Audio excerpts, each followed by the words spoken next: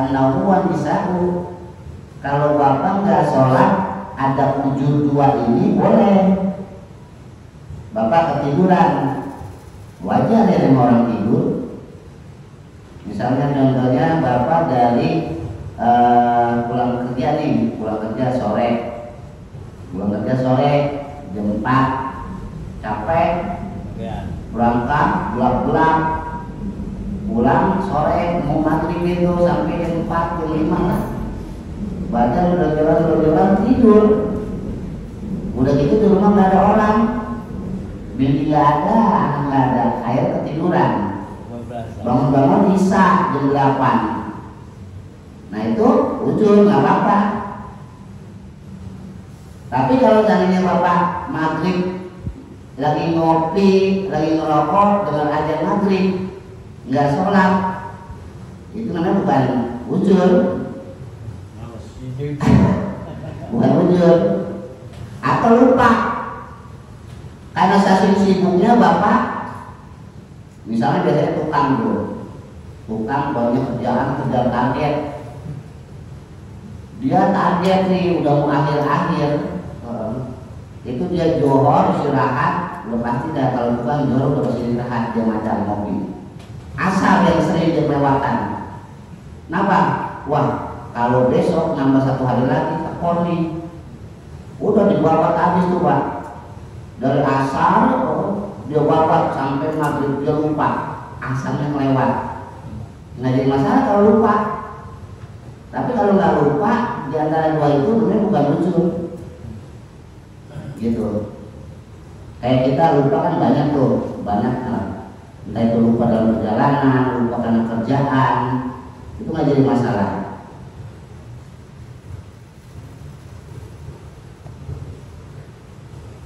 Terus syurutul sholati sama niatun.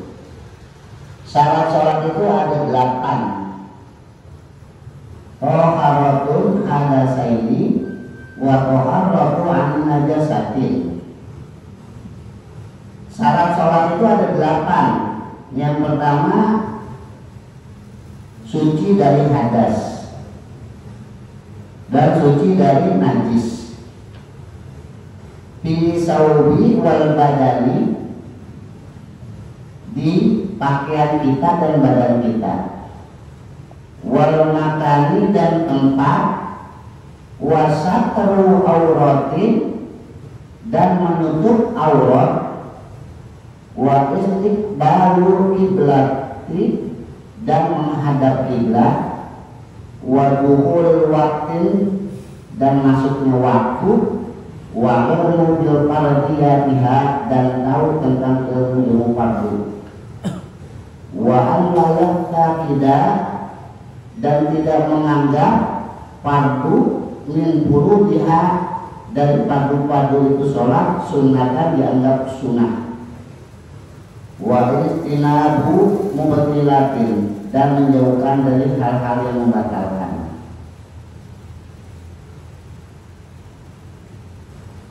Syarat sholat itu 8.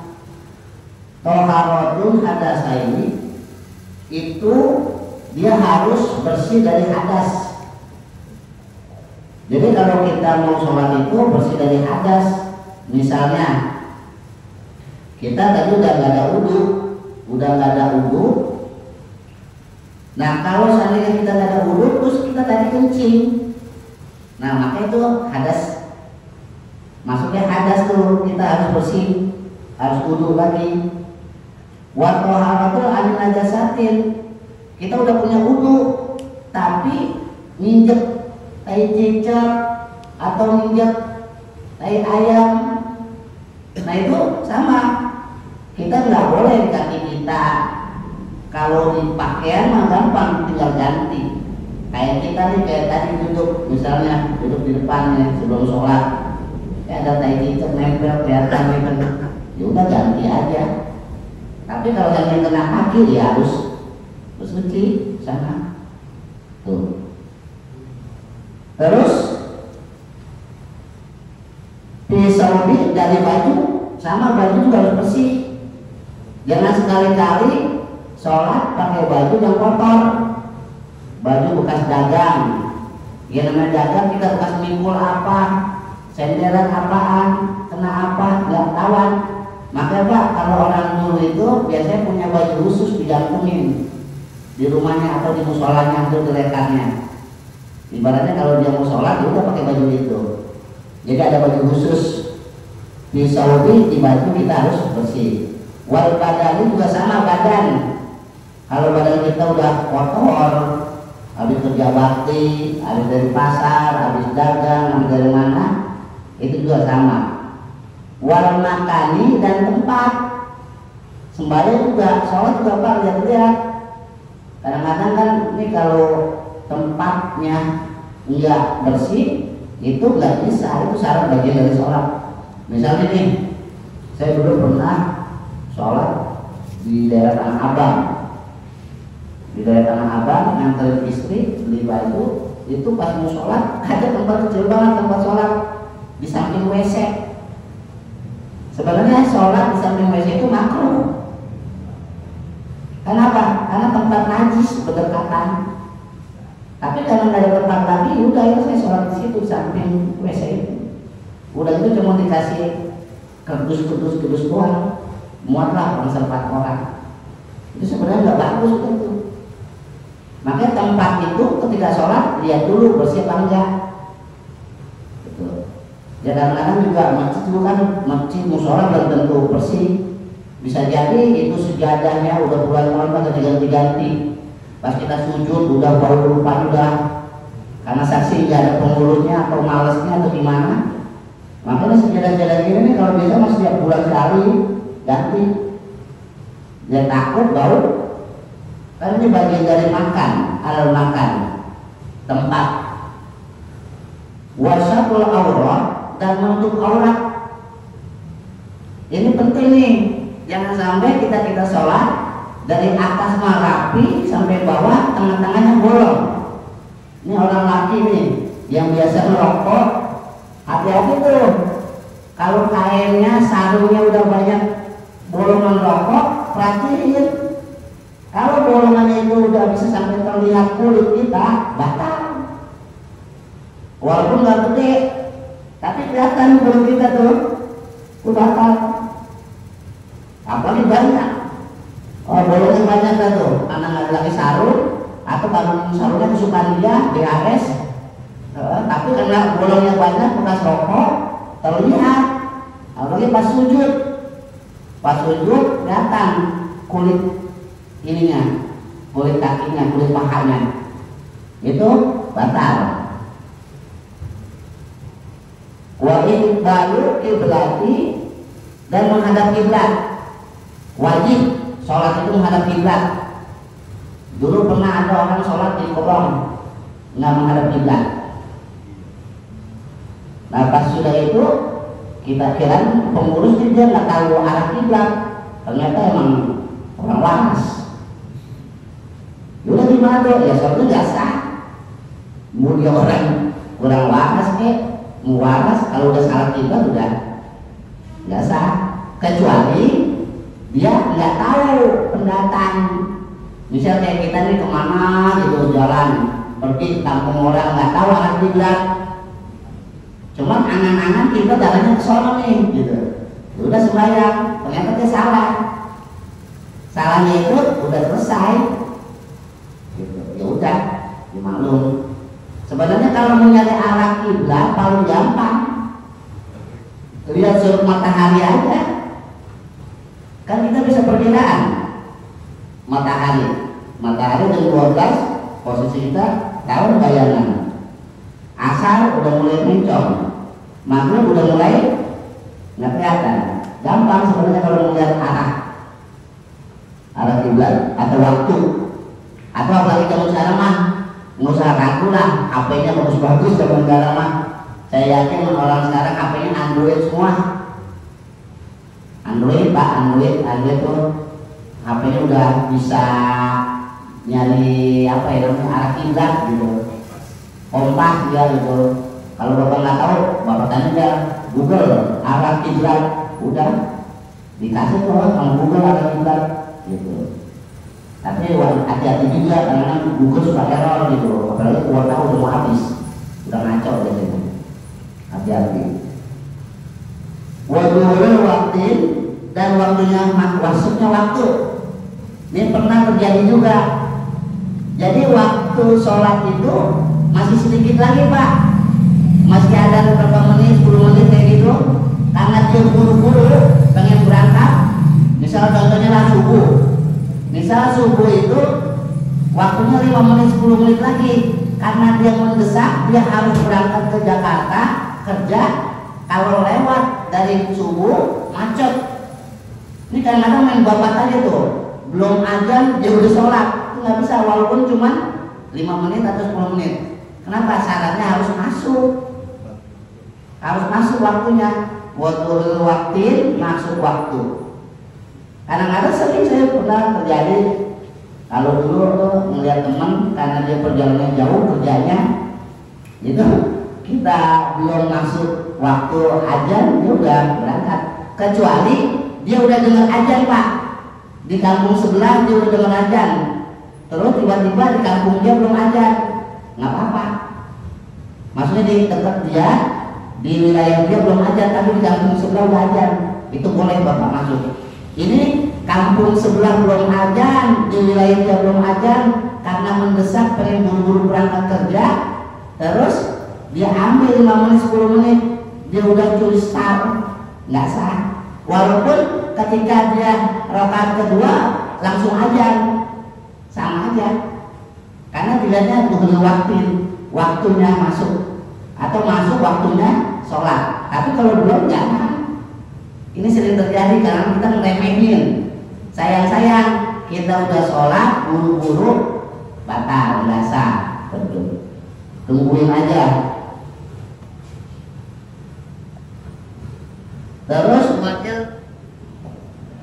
Terus wajil mobil paradiyatihah, dan dia harus tahu padu-padunya sholat. Jangan sampai ini padu dibilang sunnah, ini sunnah dibilang padu. Itu syarat sholat harus tahu. Kayak kemarin tahiyat Pak, tahiyat awal itu sunnah Pak, bukan wajib. Kita tahiyat tasawuf awal itu hukumnya sunnah, jangan dibilang wajib. Ketika kita lupa tasawuf awal itu nggak jadi masalah. Yang wajib itu yang kedua. Kalau ada orang bilang, wah batal tuh, nggak tasawuf awal, itu padu tuh wajib. Nah ini yang disebut apa? Wajil mobil pardiyatihah. Dia nggak mengenal padu-padunya sholat, sehingga apa? Wa an layak takidah fardhon min furudiha sunnatan. Dia menganggap yang padu itu menjadi sunnah, atau dibalik yang sunnah menjadi padu. Tasawuf awal itu kan sunnah, dia bilang padu. Tasawuf akhir itu adalah bagian padu, dibilang sunnah. Nah ini udah nggak jelas nih, jadi harus tahu. Kemudian wajatinahu mubtilatin, dan syarat sholat itu jauhi dari hal-hal yang membatalkan. Contoh, kalau sholat udah jangan deket-deket bini, jangan colek-colekan, khawatir batal. Terus kalau habis sholat ya makan minum sekedarnya aja, jangan terlalu kenyang, takutnya kenyangan kentut. Nah itu wajibnahu mubtilan, jauhi dari hal-hal yang membatalkan. Kemudian al-ahdasu isnani, hadas itu terbagi dua, asghoru wal akbaru, hadas kecil dan hadas besar. Wal asghoru ma'aujaba wudu'a, kalau hadas kecil itu Bapak cukup dengan wudu, hadas kecil. Wal akbaru, dan hadas besar ma'aujaba ghusla, kalau hadas besar bapak nggak bisa wudu, harus apa? Mandi. Nah, ini ada nih Pak. Ketika bapak berhadas kecil, bapak cukup wudu. Ketika bapak berhadas besar, kayak orang habis haid, nifas, habis janabah, tuh wajib mandi. Nah, di fikih itu Pak, bapak ini malam Jumat, paginya mau mandi hadas besar, anggaplah nih malam Jumat kita bahasa orang dulu bunuh orang kafir, sunnah Nabi dan lain sebagainya. Habis itu mau mandi malam dingin, ya udah ntar aja subuh. Nah ketika mau menjelang subuh dia mandi buru-buru udah azan, ya udah dia mandi aja, niat mandi nawaitu ghusla, nah wudu ghusli oleh hadas akbari baru ditalah, dia niat mandi hadas besar. Ketika niat mandi hadas besar dia nggak wudu lagi Pak, langsung aja lari ke masjid ke musola nggak pakai wudu lagi, itu boleh. Jadi sholat tanpa wudu setelah mandi hadas besar. Apa alasannya? Karena mandi hadas besar itu sudah mencakup daripada wudu. Tapi kalau wudu belum mencakup daripada hadas besar. Jadi bapak bisa ketika bapak lagi hadas besar atau orang perempuan lagi hadas besar, terus dia mandi hadas besar tanpa wudu lagi, dia langsung sholat, itu bisa, boleh. Ada syarat. Kalau orang laki ketika mandinya jangan sampai menyentuh bahannya. Kalau pengen digosok-gosok bisa pakai sikat. Yang penting asal jangan menyentuh kemaluannya. Hal-hal yang kemaluan itu jangan disentuh, termasuk perempuan juga itu. Kemaluan vaginanya jangan disentuh. Itu boleh dengan cara itu.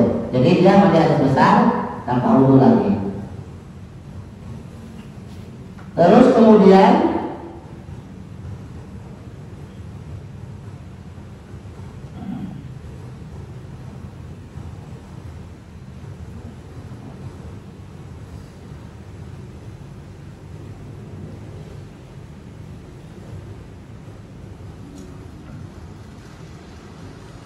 Paslon suruh sujudi sab'atun. Ketika syarat untuk sujud itu ada 7. Ayat juga ala sab'atin aqdari antakuna jabhatuhu maksubatan wa tahammuluhu bi ra'sihi wa adamuhu li ghairihi wa an la yasjuda ala shay'in yataharraku bi harakatihi. Syarat sujud itu ada 7. Ayat juga ala sab'atin a'dha'i. Di antara sujud itu ada 7 anggota badan. Antakuna jabhatuhu, keadaannya itu diantaranya adalah jabhatuhu itu dahi Pak.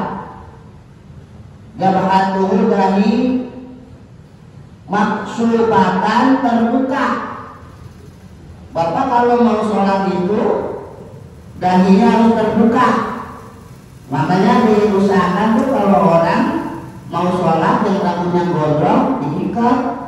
Kalau dia nggak pakai peci, kalau dia pakai peci kan masih mendingan enak begitu tuh. Tapi kalau nggak pakai peci, awal-awalan rambutnya ketika lagi sujud. Kenapa? Karena syaratnya dari sujud itu adalah maksubatan, harus terbuka jidatnya nih, dahinya. Jangan sampai tertutup. Wataha mulut birosihi, sebelah kepala. Nah ini sering terjadi nih.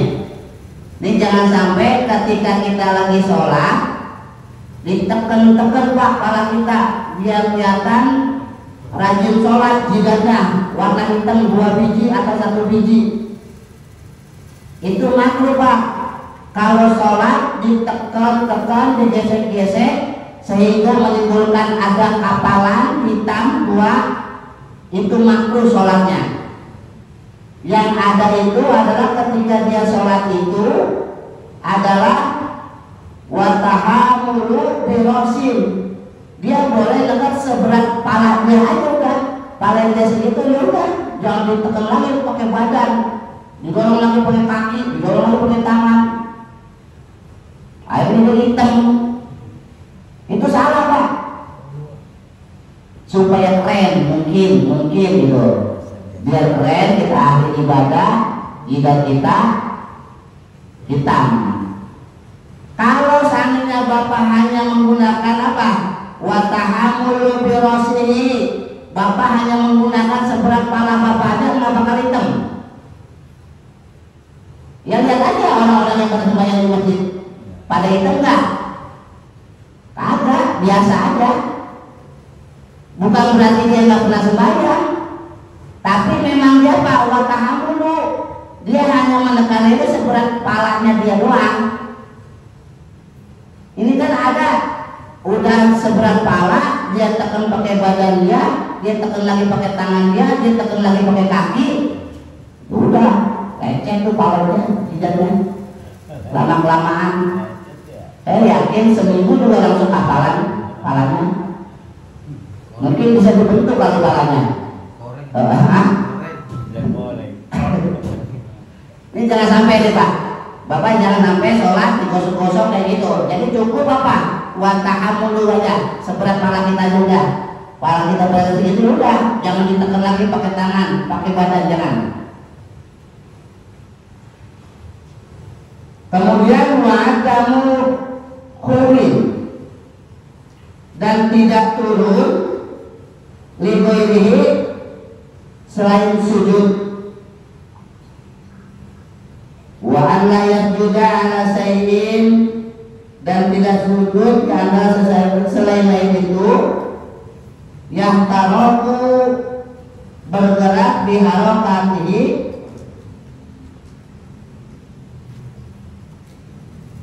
dengan gerakan yang meninggikan, wartifa'u anggota belakangnya. Bapak ketika lagi sujud jangan sekali-kali pantatnya itu ditinggi-tinggiin, dia udah sejajar aja. Artinya apa? Kan tadi kalau orang pengen neken pak, pengen neken jidatnya biar hitam, itu biasanya pinggang pantat itu ditinggiin supaya lebih berat posisi di kepala ketika sujud. Nah itu udah nggak boleh tuh. Makanya tadi bapak watahamulu, jangan sampai dia menekan lebih dari itu. Makanya nanti akan terangkat di bagian belakangnya.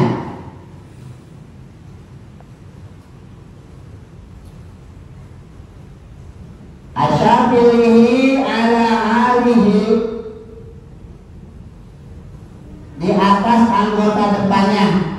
Wa tumaninatun bihi, dan tumanina di dalam sujudnya. A'bau sujudi sab'atun, bagian sujud itu ada 7 pak. Al-jabhatu wal butunu, dahi, wa butunu telapak, 2 telapak tangan, wa butunu lapaini, 2 telapak tangan, wa rukbatani, dan 2 lutut, wa butunu ansabihi, dan perut, jadi rijlaini, kaki. Jadi pak anggota sujud nih, anggota sujud itu ada 7. Yang pertama jidat, 2 telapak tangan, berapa jadinya tuh? 3. Terus 2 lutut, 5. Ditambah lagi 2 perut, jari, kaki, 7. itu Pak harus terkena. Dulu lagi COVID Pak, lagi COVID rame, itu nggak satu orang sholat pakai masker. Lagi COVID kemarin nggak sah orang yang sholat pakai masker. Pertanyaannya nggak sahnya di mana? Sedangkan bagian sujud itu anggotanya ada 7. Jidat, nih tadi, 2 telapak tangan, 2 dengkul, 2 perut kaki, jari kaki, 7. Masker itu naruhnya di mana? Di jidat. Naruh masker itu di jidat apa di mulut, di hidung? Hah? Di bawah hidung. Di sini ya. Nah, masuk nggak nih hidung sama mulut bagian dari anggota sujud? Tidak. Berarti apa soalnya? Sah. Jadi kalau Bapak ketika Bapak sujud, yang penting dahi Pak. Dahi. Bukan mulut sama hidungnya. Ada Pak orang yang sujud cuman mulut sama hidungnya doang, dahinya nggak nempel. Padahal yang diperintahkannya Pak anggotanya jidatnya. Kalau orang pakai masker ya boleh, karena yang dipakai masker itu bukan jidatnya, tapi apa? Mulutnya. Gitu. Terus apa lagi? Wabatnu nih, telapak tangan. Makanya ketika kita lagi sujud, telapak tangan kita nggak boleh dikepel. Buka, lepas begini sampai ke tempat sejadah. Jangan begitu, nih dikepel begini. Mungkin ada kan orang dulu begini. Terus apa lagi? Dengkul, 2 dengkulnya harus nempel. Enggak boleh diambangi atau nggak boleh diangkat. Terus apa lagi? Perut, jari kaki nih. Kalau jarinya Bapak ambillah jempolnya atau 3 jari, nggak jadi masalah. Yang penting ada bagian dari perut, jari kaki nempel ke sujud. Kalau seandainya ketika kita lagi sujud ada anggota sujud kita yang menghalangi anggota itu, batal Pak. Contoh ini Pak, misalnya ini kayak sorban Pak, ini sorban saya nih, saya pakai, terus ketika saya sujud ngalangin saya sujud, dia malah nutupin saya begini, itu batal. Makanya kalau lagi pakai sorban jangan sampai ngalangin sujud. Mungkin ada sorban yang panjang sampai ngengser, akhirnya ngalangin, atau pakai udung-udung hanya panjang gitu loh, buntutnya nutupin tidak, nutupin sujud. Nah itu jangan sampai terjadi. Nah perlu kita ketahui itu, jangan sampai kita tidak mengetahui tentang bagian-bagian anggota sujud. Jadi bagian anggota sujud itu yang pertama tadi jidat, telapak tangan 2 telapak tangan, terus dengkul 2, terus perut, jari kaki itu harus nempel. Kan juga ada Pak yang sholat begini tuh Pak, belakangnya kakinya tuh bukan begini, tapi begini. Sedangkan perintahnya apa di sini? Perintahnya adalah 2 perut, jari kaki. Mau 4 atau dengkulnya aja begini Pak, boleh. Pokoknya ada 2. Jadi soalnya begini Pak, saat kaki saya kan jantengan, itu beda cerita. Kalau kakinya jantengan asal ulas beda cerita. Ini bagian yang harus nempel ketika sujud. Jadi jangan sampai sekali-kali begini Pak. Jadi perutnya, perut jari kakinya di atas, tidak menyentuh sejadah. Jadi harus ditekuk ketika lagi sujud. Dulu Pak, saya kalau lagi praktek ibadah, lagi di pondok begini Pak, ditendang pantat saya Pak. Nama guru salah. Kita harus begini. Maka itu bagian-bagian dari anggota sujud. Jadi seperti itu. Mungkin itu aja malam ini, sedikit biar bermanfaat buat kita dan mudah-mudahan bisa kita amalkan untuk sehari-hari kita. Dan bila ada kekurangan itu hanya kehidupan saya dan kebodohan, dan bila ada manfaatnya buat kita bersama-sama itu dari Allah Subhanahu Wa Taala.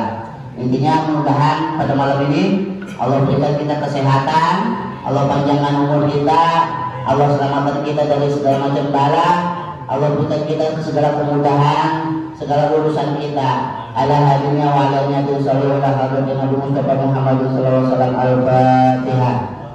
Alhamdulillahirrahmanirrahim. Bismillahirrahmanirrahim. Alhamdulillahirabbil alamin arrahmanir rahim. Iya na'budu wa iyyaka nasta'in. Sallallahu alaihi wasallam alhamdulillahi wa barakatuh Muhammadin sallallahu alaihi wasallam.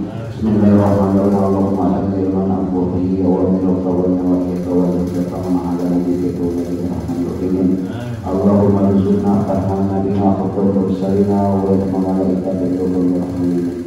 Allahumma antunna bi taqwa wa jumatan wa rahmatullahi wa barakatuh wa rahmanullahi. Allahumma inni istawdatuka ma qaranahu wa ma hafidhahu wa ma yartahu wa ma syaritahu qaranahu ilaika hajat ilaika. Allahumma salli wa ala wa masyad wal muntasyir wa masyad wa mawaddah wa Allahumma inna fi as-samawati